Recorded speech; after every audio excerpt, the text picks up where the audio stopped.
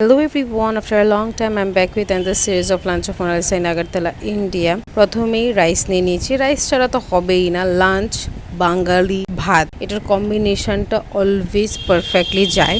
তো রাইস আমি নিয়ে নিয়েছি, যদিও লাঞ্চটা আমি আজকে খাইনি, খেয়েছিলাম অনেক দিন আগে, প্রায় 1 মাস হবে আমার কাছে ভিডিওটা শ্যুট করার ছিল, বাট দেওয়া হয়নি, সামহাও আমি খুব বিজি হয়ে গেছিলাম, বাট এখন দিচ্ছি। আমরা যে রাইসের ভাতটা খাই, যে চালের ভাতটা খাই সেটা কিন্তু হয়েছে লক্ষ্মীভোগ।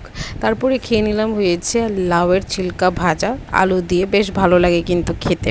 নেক্সট নিয়ে নিয়েছি হয়েছে লাউয়ের তরকারি মাখা মাখা করে চিংড়ি মাছ দিয়ে, মোরলা মাছের তরকারি পাতলা ঝোল উইথ ধনে পাতা উপর দিয়ে, বেশ ভালো লাগে কিন্তু খেতে। তোমাদের কার কার ভালো লাগে কমেন্টে কিন্তু জানাতে একদমই ভুলবে না। আর ত্রিপুরাতে মোরলা মাছি কি মোরলা মাছি বলে, সেটা যদি তোমরা জেনে থাকো তাহলে কিন্তু কমেন্টে জানাবে। আমি মাছ সম্পর্কে এতটা নলেজেবল নই, বাট ওই যখন যেটা মানে আনা হয় তখন আমি জিজ্ঞেস করি যে এটা কি মাছ, এটাকে কি বলে, তো সেইভাবেই আমি টুকটাক জানতে পেরেছি। আর এটাকে মোরলা মাছ বলে তখনই আমি জানতে পারলাম। আজকে তো শনিবার, তোমাদের লাঞ্চে কি আছে গাইস? আমার বাপের বাড়িতে নিরামিষ রান্না হয়, সেটা আমি জানি। That's all for today's video, bye see you in the next. Tata.